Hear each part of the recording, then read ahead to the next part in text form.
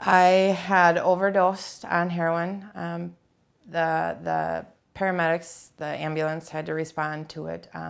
I overdosed behind the wheel and I crashed a vehicle. They had to bring me back, and I woke up in the back of the ambulance. I wasn't breathing, non-responsive.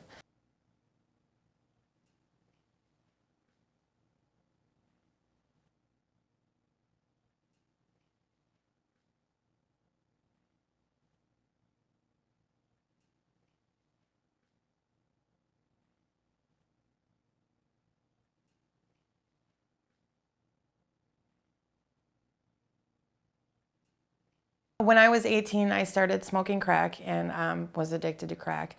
And then after I had my first son, I started with the prescription pills. A friend offered me heroin, so I tried it, and I fell in love with it right away.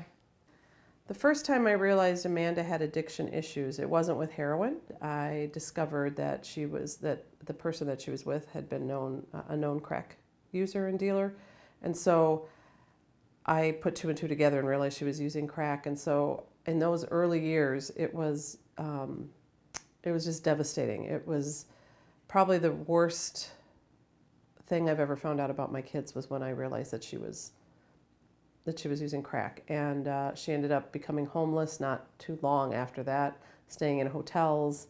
And then it was years on and off of some sort of substance, which I didn't know. When she got off of crack, when I noticed that the addiction set in, not only was everything extreme, her pain was extreme, her anger was extreme. She hated me.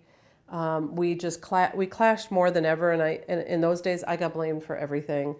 Anything that went wrong in her life, I think I was blamed for, and so that was really hard. I didn't know that was addictive behavior at the time, so I took a lot of guilt and a lot of shame. Addiction feels crazy, not having control. Like, I know using drugs is wrong, but I don't care. It's losing yourself, losing everything. It's insanity. It's uncontrollable. It doesn't discriminate. I did what a lot of parents, and I hear this is common with families in recovery. I tried to fix it. I remember going to a hotel she was staying at, and I picked her up and put her over my shoulder and tried to take her to rehab. That didn't work. She didn't go. The role my mother has played in my recovery and in my addiction, I wouldn't be where I am without her. When I was using, she set boundaries, and she didn't want anything to do with me because she had to protect her family.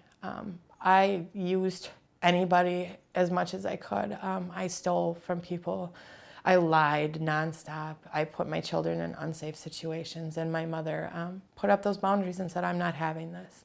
I was diagnosed with hepatitis C, which is something I got from sharing needles with my girlfriend at the time. She was the only one I shared needles with, so the importance of the needle exchange for those who don't know about it is very important. The goal of our agency is to reduce any drug-related harm somebody might experience from an active addiction. And I can only speak about the services that we provide within our organization, and that is clean needle exchange. So we really tried to get each participant to embrace the thought of one sterile use per injection. We provide the supplies free of charge. And an individual can come in, they bring their dirty supplies, and then we will provide them with clean supplies. And the supplies that we provide is anything to reach the goal of a sterile injection. You hit a rock bottom in addiction where you just can't live like that anymore. I was at the point where I wanted to die. I got high on a daily basis, and higher and higher and higher and higher, and I wanted to kill myself.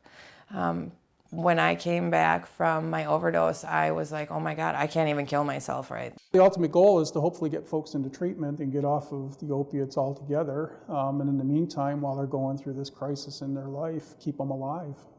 Dead junkies can't recover, and we want to do whatever we can to keep them alive until they make those treatment options.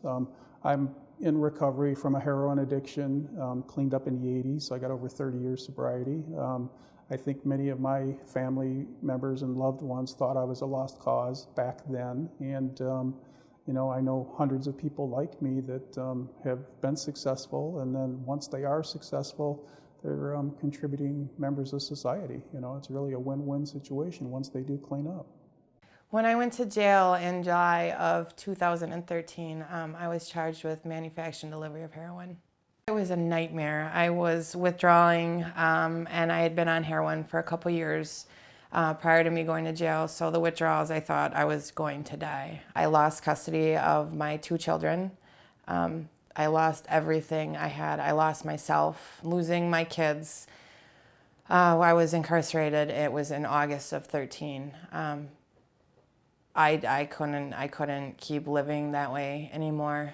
And then I decided that that was going to be the reason to stay sober, because I couldn't imagine my life without my children in it. I used to have dreams where I'd wake up and I'd wake up and dream that my friend, who was a police officer at the time, would be at my door telling me that she was dead. When I found out that she was in jail, I was so relieved. Because I had been calling the police every time I found out where she was.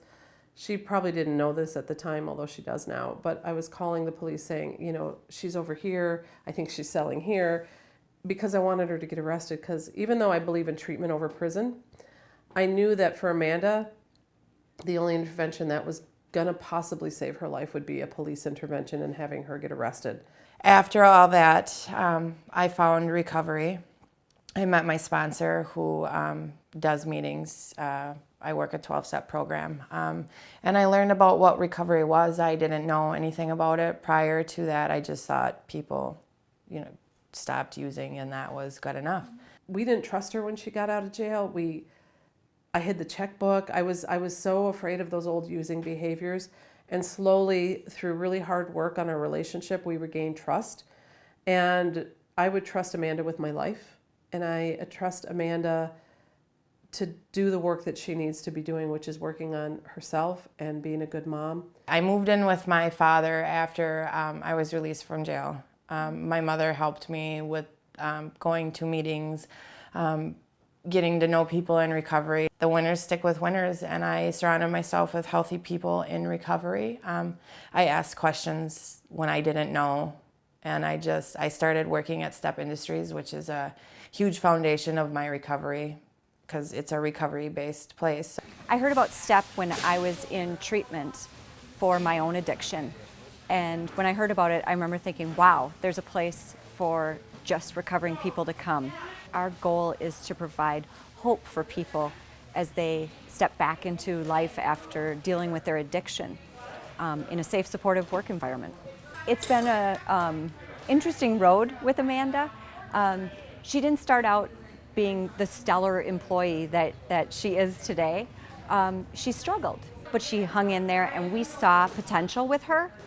And so we continue to hold her accountable, and but also push her to do more and be better. The things I've been doing with Step Industries, I am a key person. It is, I'm in charge of a group of 5 to 10 people. I help newcomers in recovery, you know, sharing my experience, strength, and hope, and let them know that we were all once there, and it does get better. She's really just blossomed in the last 9 months or so. She's just a great role model for a lot of people. The lifestyle changes I have made is everything. I don't talk to anybody from my past. If they do come into recovery, because I do see that a lot, people come and go. I have my guards up, but as far as I don't go to the bars, I don't, hang out with people who are drinking or who are using. I keep myself away from things that trigger me.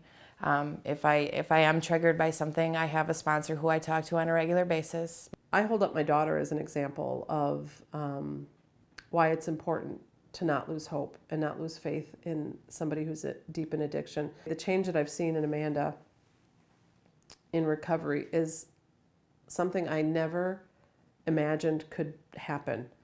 She is somebody that I am so proud to call my daughter today. She's a beautiful person, and she deserved the second chance at life. Every person deserves a second chance at life. Nobody can do the work for you. You have to do it yourself. And the easy part is to get clean, is to stop using. The hard part is to deal with everything that was done in the meantime of your using, fixing the mess that you created. But in the long run, it's worth it and it's amazing. And I can't picture myself anywhere but where I am now. I can actually look in the mirror today and enjoy seeing the person that I am. I'm just working on becoming a better mother, a better daughter, a better wife,